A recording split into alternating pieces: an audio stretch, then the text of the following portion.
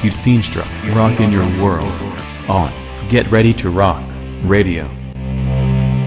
This is the Pete Feenstra feature for Get Ready to Rock Radio. Welcome to the show. Tonight I'm speaking to Mr. Mike Brookfield, guitarist, vocalist, producer, band leader, guitar tutor, and all-round great rock blueser. And this is Bear Witness.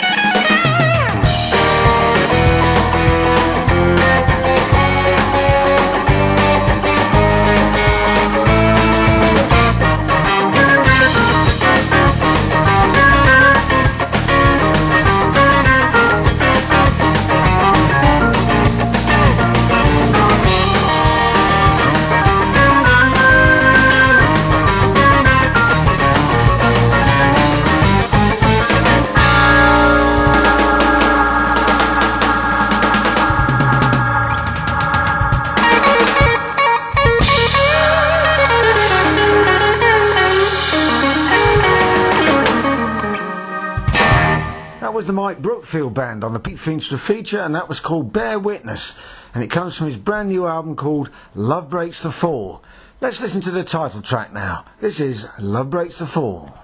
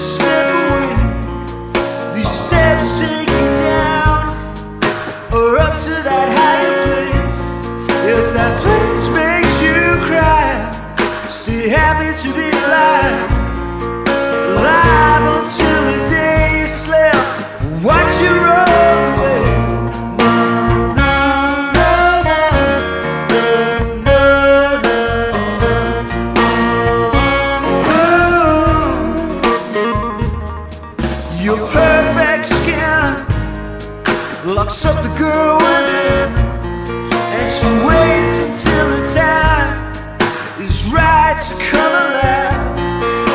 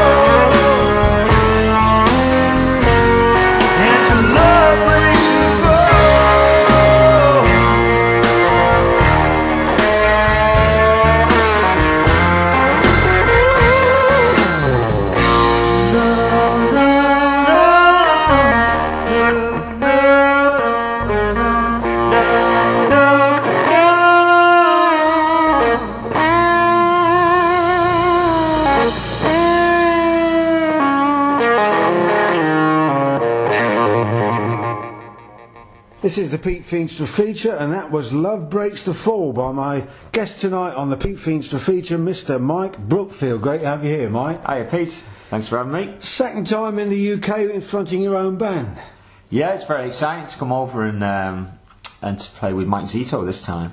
And I say second time in the UK. You are from Liverpool, of course, but you're based in Dublin or Ireland? Yeah, I'm generally? based in Portmarnock in Dublin, but I'm originally from Southport, Plastic Scouser, as they call me, out that way. Well, a Plastic Scouser who writes some great songs, which drew me to the album, which is actually called Love Breaks the Fall, but that was the title track. And what I really like about that is the arrangement, the guitar playing, and above all the lyrics. You're definitely a lyrics first kind of guy, is that right? Yeah, well, I kind of grew up with Bob Dylan records, and lyrics were a big part of when you're listening to music and stuff like that. My mum's a massive Bob Dylan fan. Big influence then. Yeah, so that was always on in the kitchen, Bob Dylan and Van Morrison and things like that. So it was very lyrically driven kind of music, that we were listening to. And was that always going to be the case when you stepped out with your own band, as you have now? Yeah, I don't really like music that isn't really saying anything. No. Lyrically, I can't engage with it at all. Like I can't get excited about a song like a pop song that's just saying, lovey-dovey stuff all the time. You know what I mean? Well, at this point in time I was going to play an example of your lyrics, but we'll do that a little bit later because I want to keep the flow kind of upbeat, as it were, and I want to play a track that when I reviewed the album for GetReadyToRock.com, I said this reminded me very much of Alvin Lee, but we'll talk about that in a minute. The track's called All My Heroes Are Junkies.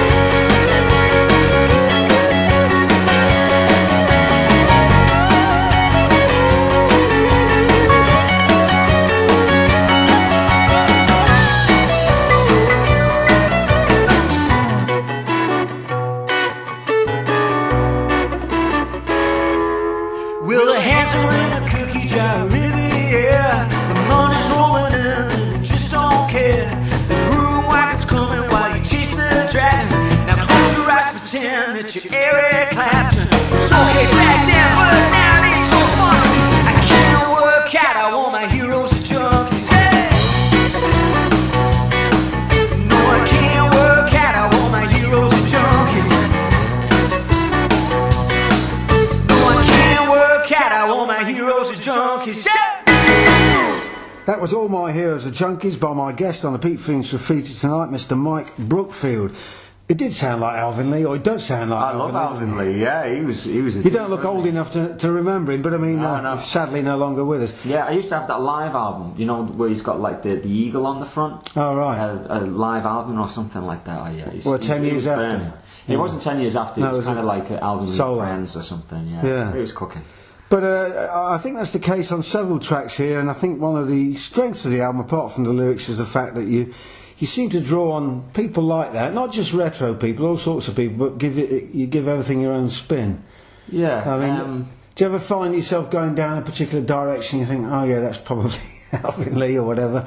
Yeah, Then you pull it back. Sometimes when you're writing a song, you kind of want to write it to a particular groove because you need something in your set. You need a rocker or you need a ballad.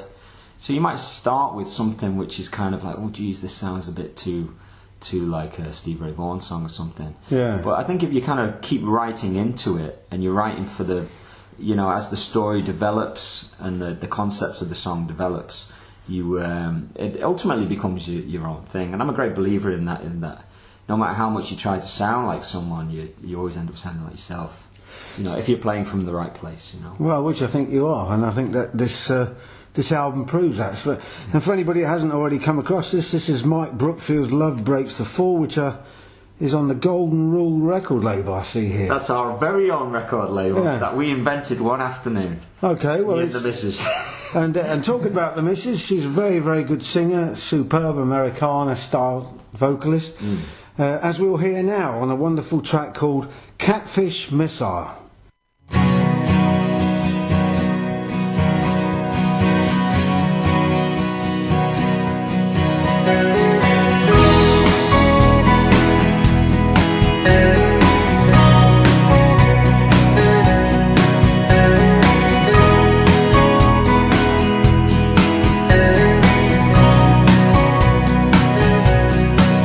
Well, there's dismal critics, high school sinners down here. The moonlight's the shimmer and the light.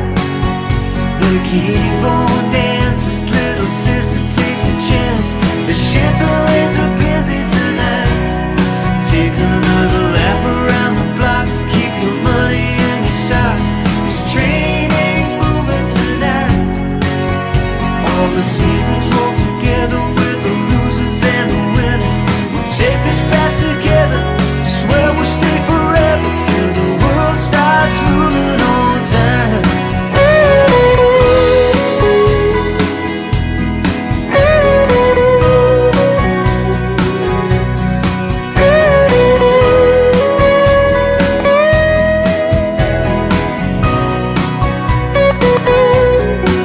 Well, I forgot about the time I'm drinking all the wine. See you up that cocaine tree, with the calling of the wild clap hands with a child, be the sweetest little melody. Man, your face looks rough, you gotta roll through a bush. These elephants will push you home. Now I'm waiting for the whistle on this catfish missile. We'll take this ride together, swear we'll stay forever till the world starts moving on time.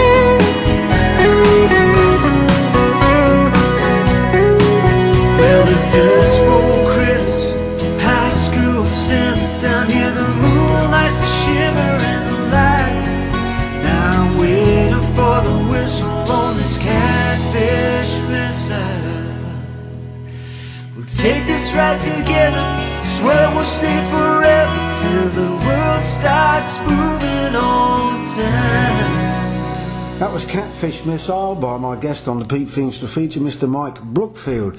You're doing 2 dates with Mike Zito and the Wheel, and you previously came over here and played with Ainsley Lister. How was that? That was brilliant. Yeah, I mean, Ainsley is obviously a superb guitar player, and with him just winning the Blues Awards, the top dog blues guitar player. So there was a bit of pressure on there. You come over to support someone like that, you've got to come up with the goods. So it was good to bring the band over, and we really enjoyed that playing for Ainsley. And Mike Zito, that's tonight, so that's going to be killer again. And the pressures have gone on. We need to make sure that we're at the very highest level tonight. So I'm sure you will be firing on all four cylinders. And Mike, very interestingly, Mike is also partly Americana influenced, or very much so. And he's song driven as well. So I guess the two would go together. Yeah, so I think we'll complement each other. And obviously, like I was saying before, you can be listening to the same records, but end up writing completely different things. You are essentially a power trio, but you're also big on tones, big on lyrics. We've talked about that, and big on songs. How did the band originally come together in Ireland? In fact, what was your background before you moved to Ireland? It was guitar, wasn't it? I was kind of working as I suppose a session guitar player, right. But I never really liked the idea of being a session guitar player. I always wanted to be writing and playing my own music, but I suppose when people dangle jobs in front of you and you go, wait a minute, this is better than a real job. Yeah. So I ended up doing a lot of West End musicals and touring around with shows, which is great discipline. You're doing 8 shows a week. You have to be performing. You have to be at 100% all the time. Yeah. You can't be kind of like, I'll just be at 70% tonight. You have to be. You get note sessions after shows. Yeah. If you don't perform, you go in the show report. Wow. So there's a great discipline in doing those. It's a great learning. There's not many kind of opportunities to learn that kind of discipline within music. So I feel quite grateful that I kind of did that. So I did that for about 4.5 years, and then I was playing a lot with my wife, who's kind of like an easy listening kind of jazz singer. And then we kind of formed a rockabilly swing band, and we did that for quite a long time in Ireland, where we were just playing functions and making the most of the Celtic Tiger. At that time, everybody was getting paid loads. Interesting point. So you just couldn't resist it. You were just going up and down the country getting played very well. And then recently we just decided a few years ago we decided to kill that gig and start from scratch in order to get more kind of creative. And going back to when you were doing that stuff in the West End and wherever and touring, were you actually still writing songs back then with a longer term view of actually stepping out? I suppose before the West End I was playing in bands, I was playing in bands in Liverpool, and you're trying to make it, and you were doing gigs, and you were doing all those kind of things when you were in your late teens, early 20s, So I was writing songs kind of early, but then I did kind of slow up, for a while when you were doing the West End. Okay, Mike, let's play another track from the album, and this is a great example of your tonal subtlety, as I call it, and beautiful, beautiful track. This is called Blue Skies.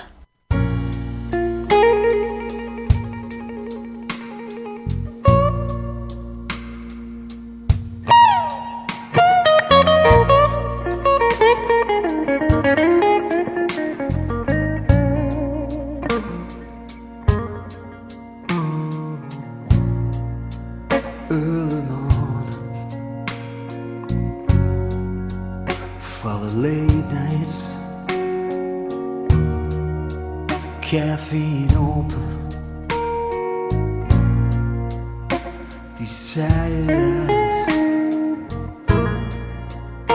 it won't be long till this road ends. Can't go on forever without changing the wind. So baby, hold on. There'll be blue skies. Baby, hold on till they shine on through.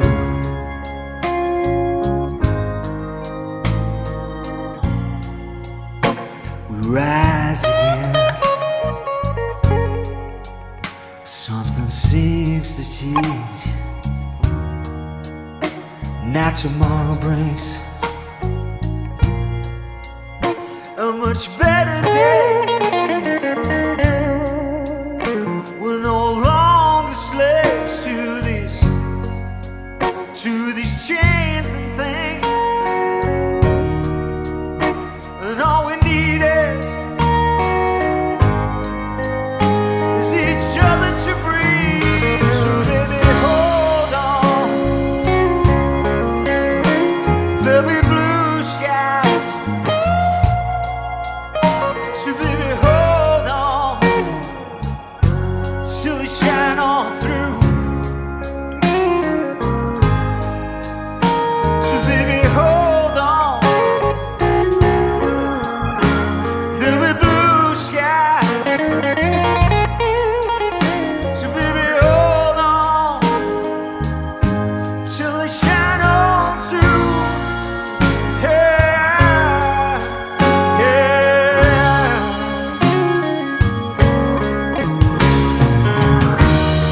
The world ain't gonna stop. Wait for you and me, no.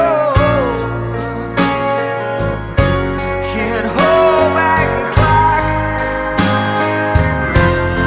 Cancel this song, no.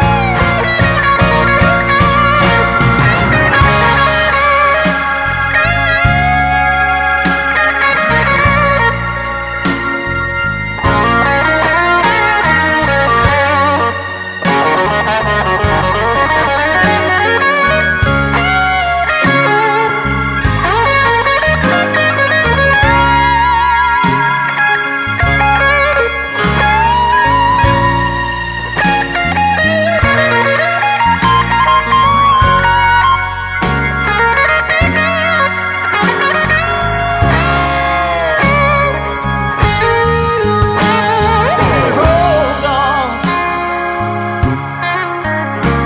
There'll be blue skies. Baby, hold on till they shine all through. Yeah,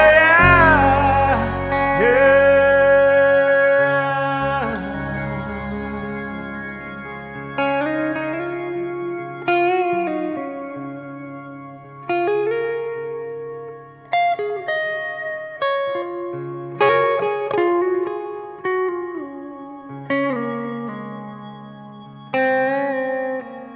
That was Blue Skies from my guest on the Pete Feenstra feature tonight, Mr. Mike Brookfield. I mean, I spent a lot of time kind of studying jazz, and I studied jazz arranging, big band arranging with a Berkeley professor. I studied work with a guy called Charlie Benakos for 9 years, who's a famous kind of jazz teacher. He was based in Boston, and he used to send me these cassette tapes. And he'd send me an assignment on a cassette tape, and it would get to me and he'd go, "Hey Mike, how's it going, man? Yeah. Practice this and write me a tune." You got the accent right. And then I'd write this tune and I'd send the same cassette tape back, but I would record my assignment on the other side. And we did that for 9 years. So it was a great discipline for me creatively, because I could just write tunes to order. You know, I was used to being creative. I could write big band arrangements. I could write, you know, lead sheets for songs and things like that. So, you know, now I feel like I'm really prepared. Right, time to step out. Really. Yeah, and put myself forward, and then, you know, I have performance chops as well, so that's kind of good. You know, you feel like you've got a good thing to offer, you know. Okay, well, let's go back to the album. The album's called Love Breaks the Fall, and this track is interestingly enough called No Candle Burns in the Rain.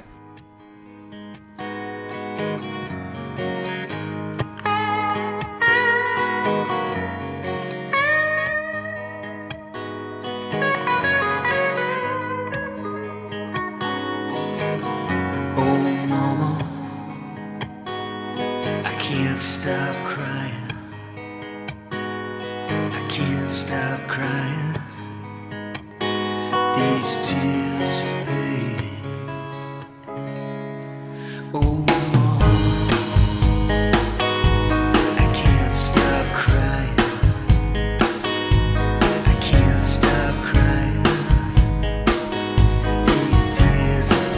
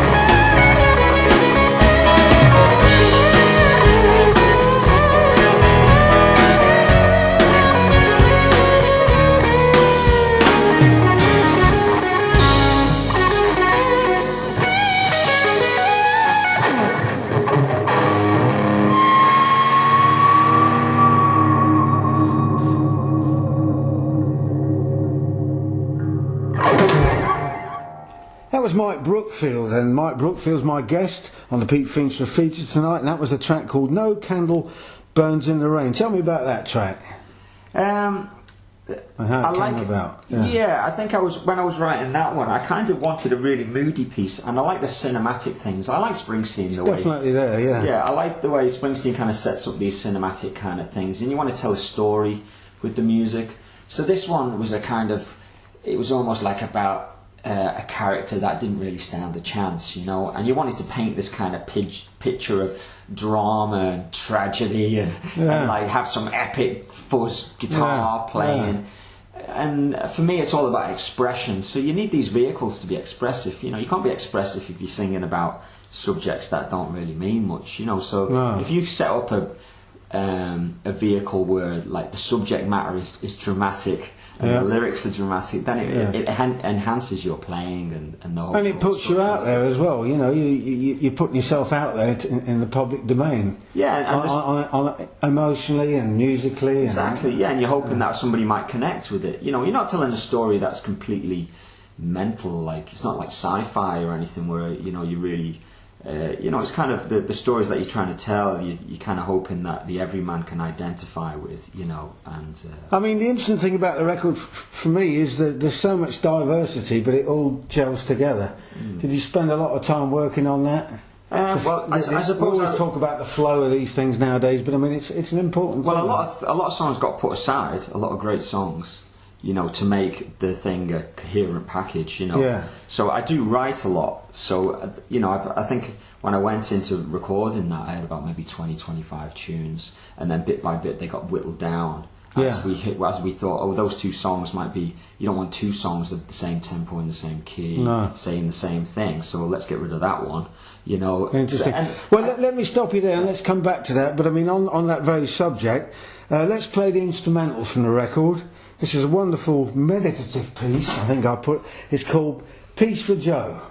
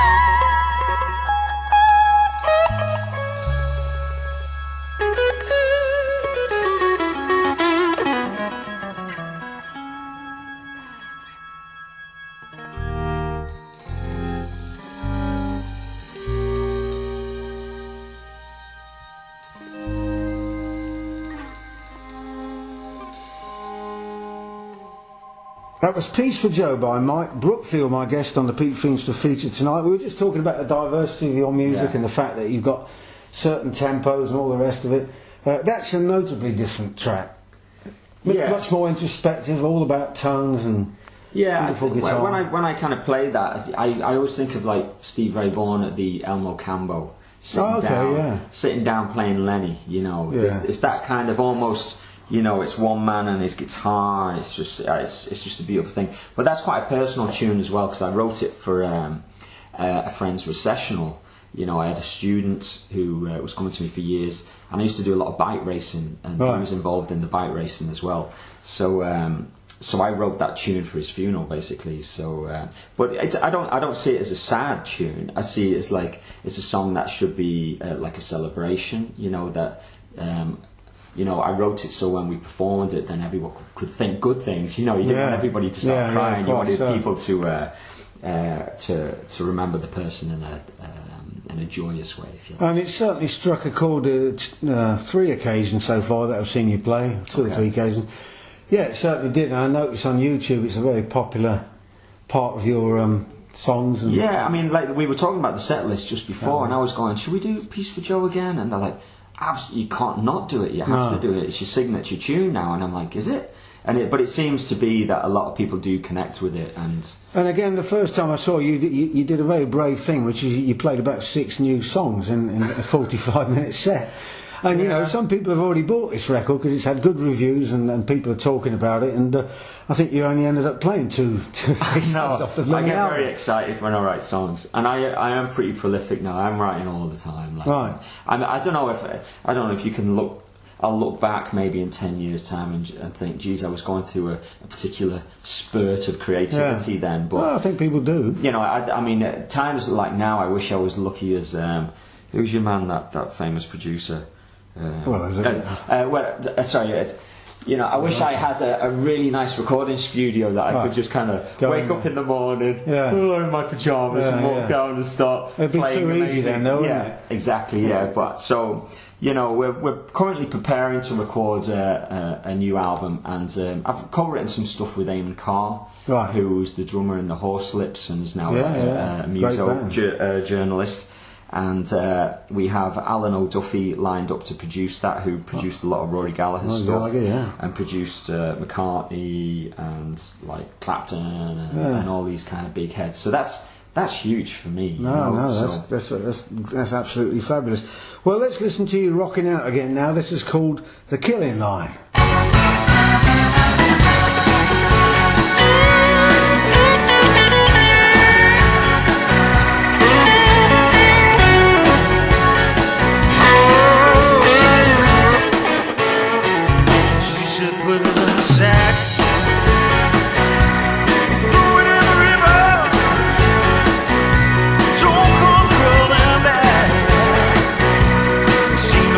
Sinners, baby.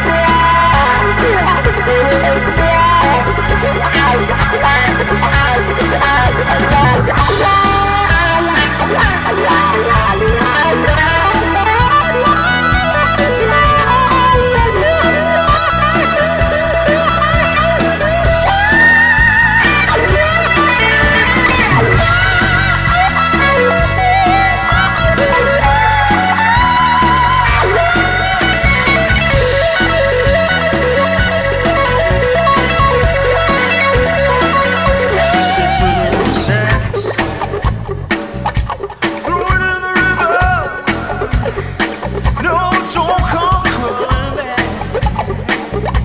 This ain't no house of sins, baby. We'll have you hanging on the killer line.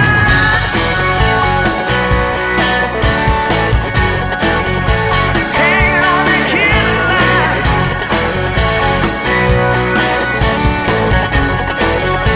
Hanging on the killer line.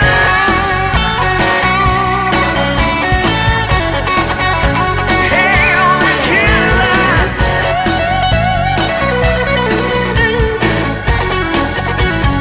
Hanging on the killer line.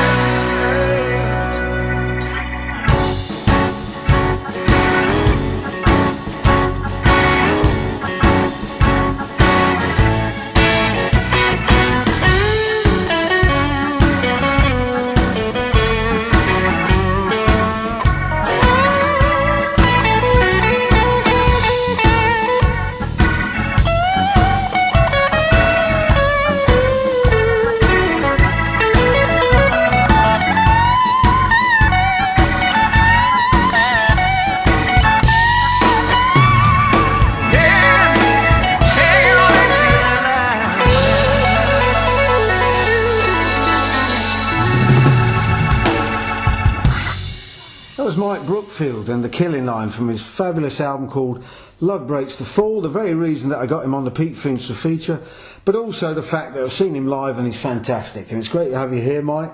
Tell me about that track, The Killing Line. The Killing Line, right. Interesting titles on this record, you I know. know. Well, I you know, going back to Springsteen again, I think he says, like on an interview, you need a killer title. If you Yeah. don't have a good title, like it can't be wishy-washy, you know. So, like, I do like titles to stand out on the sleeve and that. So, but yeah, the Killing Line is we're like most blues rockers, like we like to do a version of Hey Joe, you know. And like I remember when I was sitting down to write a tune one day, I thought, sometimes I put pressure on myself. I'll just sit down with the guitar and say, I'll write something today. Yeah. I don't know what it's going to be, but, you know, in an hour and a half time, there'll be something new in the world that there wasn't, like, you know, yesterday. It's all grist And it might for be the mill. good. It might be good. It might not be. Who cares? And one day I thought, I wonder what happened to Joe, you know? Joe from the song Hey Joe, like he says, I'm going to go down to Mexico, nobody's going to put a, you know, Oh, right, no so this hangman's is- going to put a rope around me. So he's trying to. He's got away. If I can get across the border to Mexico, Yeah. you know, I'm home and dry. So I'm thinking, so he's This on is the the run. sequel. So I thought, Hey Joe Part 2. So, but it sounds nothing like Hey Joe, of course. But I just used that as a scenario just to invent again another kind of like maybe cinematic kind of thing. So when people are listening to it and they're aware of that, they get taken on a bit of a journey. And so you imagine like hey, Joe is trying to get rid of his gun. You know what I mean? He's trying to dodge the hangman. There's people chasing him. There's people saying, "What are you doing?" And then at the end of it, the tempo changes, and it almost seems like a, you know, he's going to the gallows or something. You know? And only recently, I added on a bit of a slide feature onto that, where so it almost sounds like that, and that's not on the record. That's just a live thing that we do. So sometimes we put the slide thing on the way, and that kind of almost changes the end. But there is, I can't remember which one it is, but there is one of these songs that has some beautiful slide on it. Yeah. Now, which one's that? Anyway, we'll come back to it. You have to buy the record, everybody. You have to check. You know, It's a competition there. Yeah. Whoever tells you that gets a free one. So, but the interesting thing about you and the lyrics is you've you've moved purposefully to Ireland, and Ireland, of course, the Irish music scene is full of great lyricists, poets, and all the rest of it, and historically as well, of course. Is it very easy to put a band together over there? No, it's hard. It's hard like everywhere, you know. Yeah. I've been through lots of different lineups with different musicians, Right. and a lot of it comes down to people who are trying to understand, people understanding what you're doing, you know. Like, I'm not trying to be musically clever. No. I'm not trying to outgun Steve Ray Vaughan or No, but anyone, you're a fluid player with great lyrics. That's the way I describe it. Yeah, I'd like to. You know, I like what Clapton does in that he can write a great song, and then he can. When you go and see him live, he's gonna take you. He's gonna rip it up, isn't he? Yeah. He's gonna do what he can, like, you know, to move you with his guitar as well. So, I mean, people need. You know, when you're trying to find musicians to play with, you know, everybody's on their own little journey, aren't they? And then some players, they're trying to get the chops together, so they they can't quite keep it. They can't, what they say in Ireland, they can't keep the Mickey in the pants. Yeah. Well, they would do. You know what I mean? You know what I mean? So they kind of maybe play too much, and then you've got guys who just don't want to rock. Maybe they're just too jazzy. So trying to find that perfect balance of people who can rock and support you. You know who has a great band is like Gary Clark Jr., doesn't he? He has an absolute killer band. That's what you're striving for.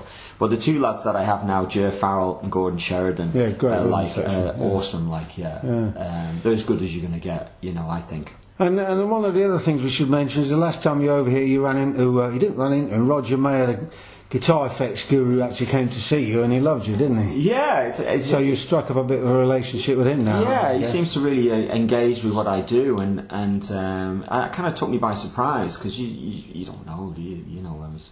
As somebody who's worked with Hendrix and Bob Marley. No, but he knows a good guitar player when he hears one. Yeah, so I was very flattered that he took an interest, and we've been hanging out, and he's been giving some great advice on my tone, I kind of work quite well like that. When someone like Roger gives you advice, I really try and listen. Like, I don't try and pretend I know everything or anything. I really, and sometimes people who are very experienced, they try to tell you something really important, and it can be really simple. It can be so simple, it will float past you. You might go, I know that bit. Get to the the secret, the beef, and sometimes it's just that really simple thing, So I try and listen hard when someone like Roger will be telling you. But his thing is, advice, his thing is, and he said this to me, but I think indirectly he was talking about you, is that you've come up with something slightly different in a familiar genre. I mean, for all intents and purposes, we can call it blues rock, but it goes into all sorts of different directions, different feels, and then musically different tones, and the other aspect that we haven't really mentioned on here is the arrangements, and you obviously spent time on those. Yeah, well, maybe that goes back to me studying big band music and stuff. So I'm not afraid to change things around and just try key changes and try different tempos and. But I suppose the bottom line is I'm not really trying to copy anyone. Maybe it's I think you found your own style. Hence the album. Exactly. Yeah. So I'm quite excited that. I mean, I recorded this, and there was people looking at me as I was recording it, going, like, "What are you doing?" Really?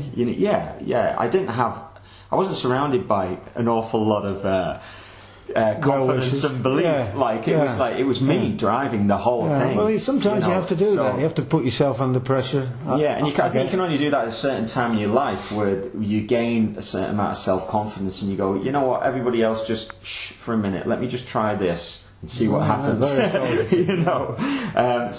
and it's turned out very well. It's obviously getting great reviews, and no, it seriously is, and some very interesting people have been giving it good reviews, which is great. And I think we've got time for one more track. We might have to fade this, but it's been Pete Feenstra speaking to Mike Brookfield. It's been great.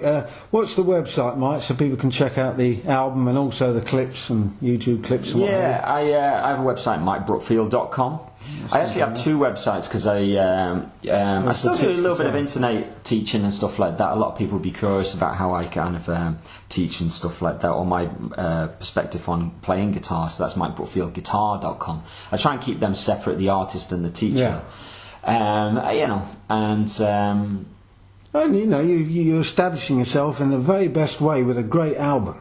Anyway, as I say, it's time to play another one. This has been Pete Feenstra speaking to Mike Brookfield. Been an absolute pleasure. Thanks, Pete. Thanks for being on the show. This is another intriguingly titled track called What You Don't Know Ain't Gonna Kill You. So just before I do that one, lead us into that one. What's that all about?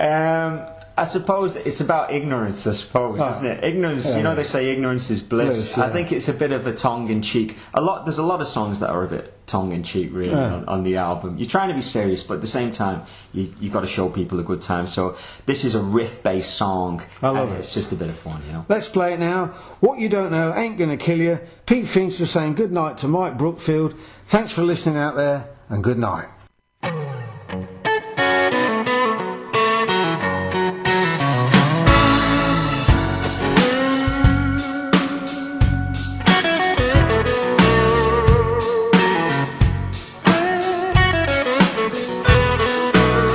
Mama took me down to the station, bought me a ticket and some brand new shoes.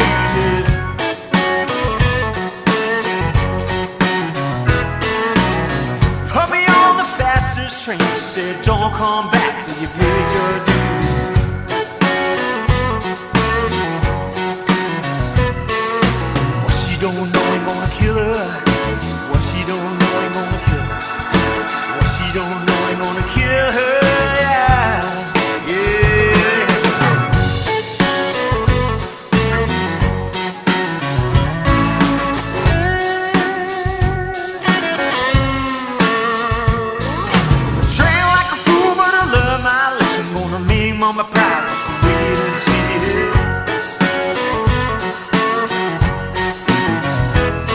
Just 3 more months and I'm out of jail. Warden just won't pardon me.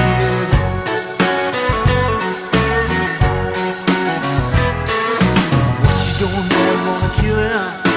What you don't know, I'm gonna kill him. What you don't know, I'm gonna kill him, yeah, yeah.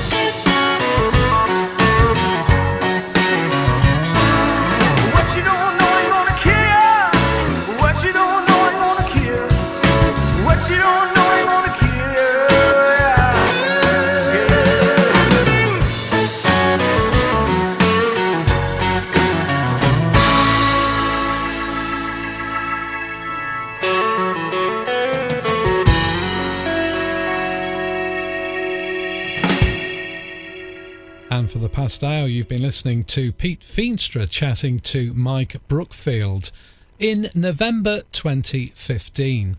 The Pete Feenstra feature goes out for the first time every Sunday at 1900 GMT on Get Ready to Rock Radio. And Pete's back on Tuesdays heading up our blues rock sequence from 1900 with the 2-hour rock and blues show, part of our Tuesday is Blues Day sequence. And do check out Pete's dedicated presenter page at our website, where you'll find more information including playlists. And you can check back and listen again to previous Pete Feenstra features and selected rock and blues shows. Have a look round our Mixcloud page, where you'll also find many other interviews and show highlights. Thank you for listening.